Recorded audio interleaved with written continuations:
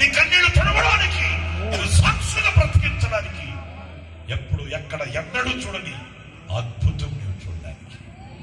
ఎన్ని రాళ్ళు, ఎన్ని బండలో, ఒక్కొక్కరి జీవితంలో కన్నీళ్లు కలిగించే బండలు ఎన్నో. ఒక తల్లి నా దగ్గర చిన్న బిడ్డ తీసుకొచ్చిన బిడ్డ యవనస్తులు తీసుకొచ్చింది. ఏమ్మా అన్న, పేదరాల్ని, విధవరాల్ని, ఆ ఇంట్లో పని చేసుకొని బిడ్డను చదివించుకున్నానన్నా. ఎక్కడికి వెళ్ళినా ఏదో ఒక శోధన. ఇంటర్వ్యూకి వెళ్తాడు, దుఃఖంతో తిరిగి వస్తాడు. ఇదిగో ఇది ఆఖరి ప్రయత్నం అన్నా, మీ దగ్గర ప్రార్థన చేయించి తీసుకుని వెళ్దామని వచ్చానన్నా. ఇంటర్వ్యూకి వెళ్తున్నాడు నా బిడ్డ కొరకు ప్రార్థన చేయండి అన్న. ఆ తమ్ముడు అడిగాను, ఏం చదివావు, ఎక్కడికి వెళ్ళావు, ఎందుకు రాలేదు నీకు? పాపం కళ్ళెమ్మటి నీళ్ళు పెట్టి ఏడ్చాడు ఆ తమ్ముడు. నా రాత్రి బావుళ్ళు చదువుతానన్నా, చక్కగా ప్రిపేర్ అవుతాను. అక్కడికి వెళ్తే ఏమో ఇక మనకు తప్పనిసరిగా ఇందులో జాబ్ దొరుకుతుంది అన్నట్లుగా అనిపిస్తుంది. తర్వాత ఏమో లేదు, కాల్ లెటర్ లేదు, ఏం లేదు. వాళ్ళని వీళ్ళని నేను సపోర్ట్ తీసుకున్నాను, వాళ్ళని వీళ్ళని సహాయాన్ని అడిగాను. ఎవరు సహాయం చేసినంత మాత్రమే అన్నా. ఇదిగో ఇది చిరు ప్రయత్నం, ఆఖరి ప్రయత్నం. ఎందుకో నాకు ఇలాగా జరుగుతుంది, నాకు అర్థం కావట్లేదు. అలాగే ఆ తమ్ముడు చెప్తున్నాడు, నేను వెళుతున్నా, చక్కగా ఆన్సర్ చేస్తున్నా, నేను వెళుతున్నా ఇంటర్వ్యూలో వాళ్ళు ఏది అడిగితే అది వాళ్ళకి అనుకూలంగానే చెప్తున్నాను. వాడు కూడా అసలు నాకు వెంటనే ఉద్యోగం ఇచ్చేటట్టు మాట్లాడుతున్నారు.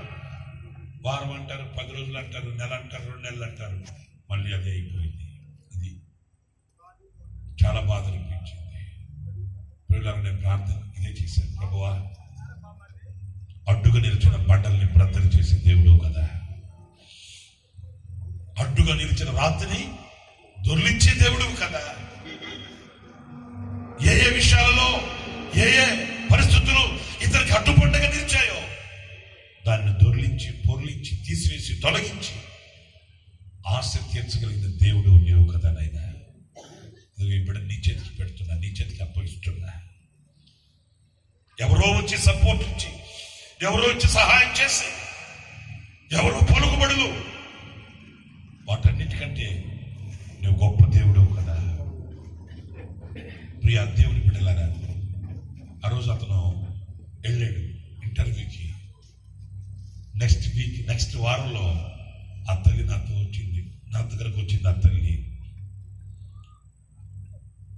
ఆ కళ్ళలో ఆనంద బాష్పాలు లాగుతున్నాయి.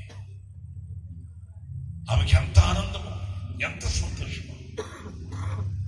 ఆ తల్లి ఆనందంతో చెబుతుందన్నా, దేవుడు ఎంత గొప్ప కార్యాలు చేస్తాడు అనంటే, గతంలో అతను నా బిడ్డ వెళ్ళిన ఇంటర్వ్యూలు అన్నింటిలో 30,000, 25,000, 15,000.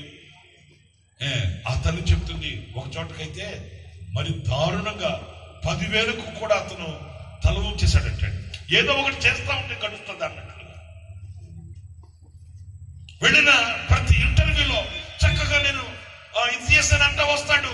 పోనీ ఒక 30,000, 35,000 రూపాయలు అయినా పర్లేదు అనుకుంటూ వెళ్ళాడు.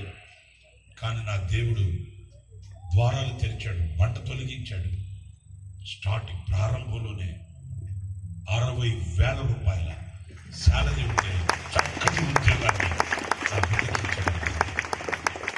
నేను కళ్ళలో కూడా అనుకోలేదు. ఏదో చిన్నదో పెద్దదో అలాగే నా బిడ్డ బ్రతుకు సాగిపోతే సరిపోతుంది అనుకున్నా. నాకు 60,000 రూపాయలు చక్కటి ఉద్యోగాన్ని దేవుడు సహాయం చేశాడు. నేను కృతజ్ఞతలని దేవుడికి. ఈ రాత్రి నేను మీతో చెప్పగలిగింది, దావీదు పట్టణమందు నేడు రక్షకుడు ఎవరి కొరకు పుట్టాడు? ఎవరి కొరకు పుట్టాడు? గొల్లాలంతా వచ్చేనమ్మా సామ్రాణి దగ్గర గొల్లలకేనా పుట్టింది? గొల్లలకేనా దేవుడు? మనాడు కొంతమంది భక్తి ఎక్కువైపోయి పశువుల పాక ఒకటి వేసి ఆ పశువుల పాకలో తొట్టుకొని పెట్టి తొట్టులో బొమ్మను పెట్టి నిద్రపో యేసయ్యా నిద్రపో. ఆయన నిద్రపోతు నువ్వు ఎక్కడికి వెళ్ళాలని? ఆయనేమో నేను కునుకను నిద్రపోనురా బాబు అని అంటే ఈ దండం పెడతావు సాగు నిద్రపోవాలి ఆయన, నాకు టైం అయిపోతుంది వెళ్ళాలా? ఆయన పశువుల పాకలో ఉండేవాడు కాదు.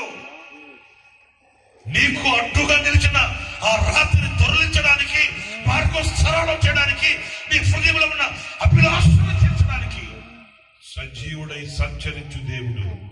ఆయన పేరే నజరేయుడైన యేసు.